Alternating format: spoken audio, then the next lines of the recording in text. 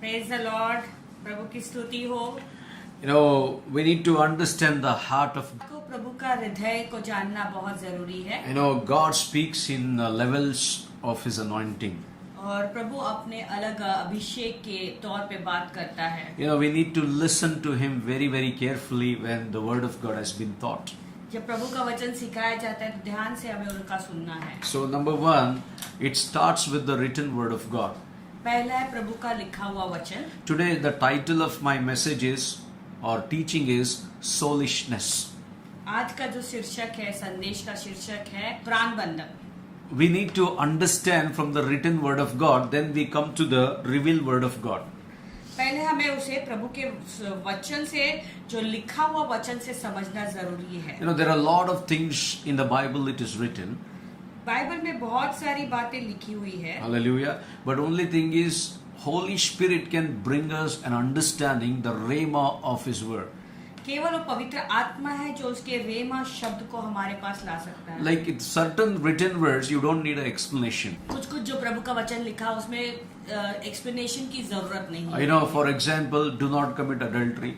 जैसे व्यभिचार मत करो. You know, you don't need the revelation for that. उसके लिए प्रकटीकरण की जरूरत नहीं You है. need to obey and you should follow the word of God. तो उसमें केवल प्रभु की आज्ञा माननी है. No, brother, I am waiting for a vision that God should give me a revelation on the adultery. That means you are really a stubborn person. अगर तुम कहोगे नहीं भाई मुझे उसका एक दर्शन आना चाहिए कि मैं उसका प्रकटीकरण चाहता हूँ कि परमेश्वर कहता है कि व्यभिचार नहीं करना है, तो फिर And the Bible said, do not steal, do not, rob, पवित्र शास्त्र कहता है चोरी नहीं करना or do not kill. या किसी की हत्या For न all करना. these things, you don't need the revelation. ये सारी चीजों के लिए प्रकटीकरण होने की You जरूरत don't need the special revelation for all these है. things. इसके लिए खास प्रकटीकरण नहीं चाहिए. You need to only obey and fear God. That's it. केवल प्रभु के आज्ञाओं को मानना, उसके भय So, से चलना है. once you finish the written word of God, you will enter into a revealed word of God. तो अगर प्रभु का लिखा हुआ वचन में एक बार तुम समझ जाओगे तो फिर प्रभु के रेमा में So, many people call this as a rhema word of God. तो बहुत लोग उसे प्रभु के रेमा शब्द कहते हैं. So, when you are faithful in the written word of God, जब प्रभु के लिखे हुए वचन में तुम विश्वास योग्य रहते and हो, God will take you to the next level, that is the revealed word of God. तो प्रभु तुम्हें फिर दूसरे स्तर पर ले जाएगा जो उसका प्रकाशन है. Hallelujah. So sometimes back when you're reading the Bible, suddenly one scripture will highlight to you and it prints on your heart. That is the revelation of the written word of God. कभी कभी जब तुम Bible पढ़ते हो तो उसमें से अचानक एक वचन जो है तुम्हें छू लेता है, तो फिर वो बात उसके द्वारा प्रभु तुमसे बातें करना करता है, शुरू करता है, तो उसे कहते हैं रेमा. So that is how God speaks to you from the word. तो प्रभु इसी रीति से वचन के द्वारा बात So करते many हैं. people doesn't know how to hear God.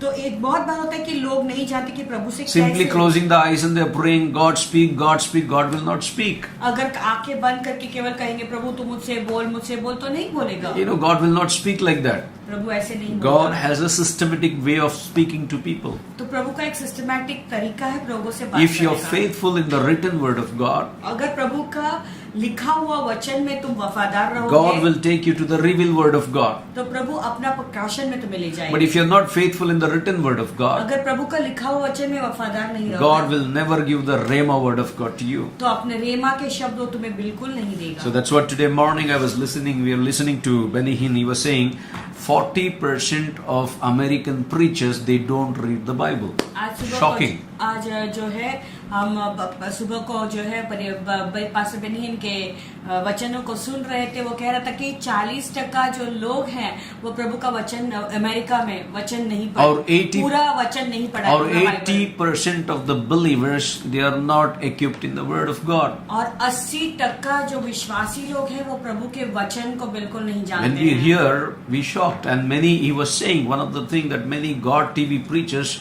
they don't read the Bible. और ये भी कह रहे थे कि गॉड टीवी के बहुत सारे प्रचारक हैं जो So, बाइबल नहीं पढ़ते हैं. why do you depend on the preacher? That's what today my message is, soulishness. God has given me this word. इसीलिए तुम टीवी के प्रचारकों पर क्यों निर्भर है? तो इसलिए मेरा आज का संदेश है कि पुराण भक्त. Hallelujah. Now listen to me.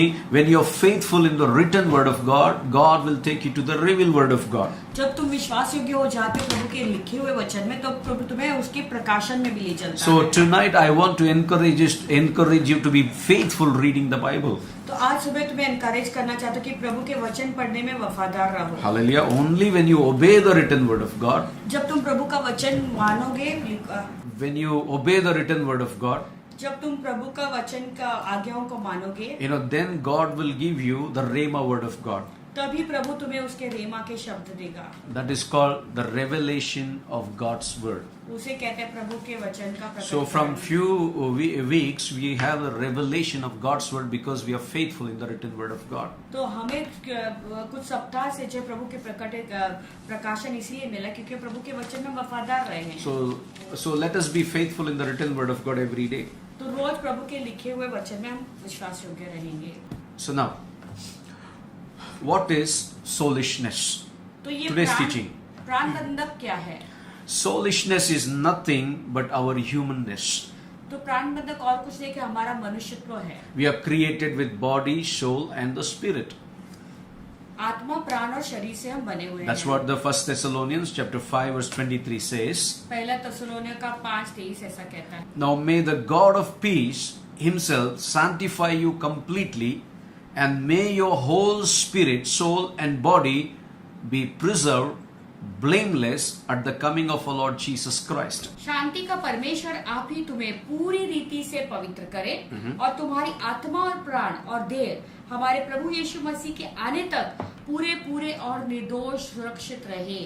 Now what the Bible is saying, may the God of peace himself sanctify you completely. Only God of peace can sanctify us completely. देखो, शांति का परमेश्वर, वचन क्या कहता है? शांति का परमेश्वर आप ही तुम्हें पूरी रीति से पवित्र करे। केवल वही है जो पूरी रीति से पवित्र Now what is soulishness? Soulishness is nothing but humanness, which is compelled of spirit, soul, and body. तो प्राण का मतलब क्या है? प्राण का मतलब है जो आत्मा, प्राण और शरीर है। That's what the Lord is saying. May the God of peace only can sanctify completely, that may your soul, spirit, and body preserved blameless at the coming of our Lord Jesus Christ. आप ही तुम्हें पूरी रीति से पवित्र करे और तुम्हारी आत्मा और प्राण और देह हमारे प्रभु यीशु मसीह के आने तक पूरे और निर्दोष सुरक्षित रहे। So when we react in a human way, जब हम मनुष्य का जैसा रिएक्ट करते हैं, it is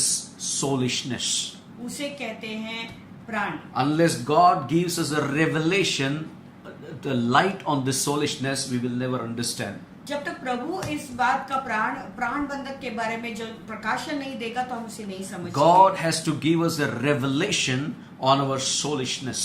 तो हमारे प्राण की जो चीज प्राणों में होने वाली चीजों का अगर प्रभु प्रकटीकरण नहीं देगा तो नहीं समझ पाएंगे। If we cannot overcome it, but we need the divine nature of God to overcome all these things. देखो, हम उसके ऊपर विजय नहीं निकल आ सकते। हमें प्रभु का दैविक प्रकटीकरण चाहिए। मदद की जरूरत है उससे बाहर निकल आने की।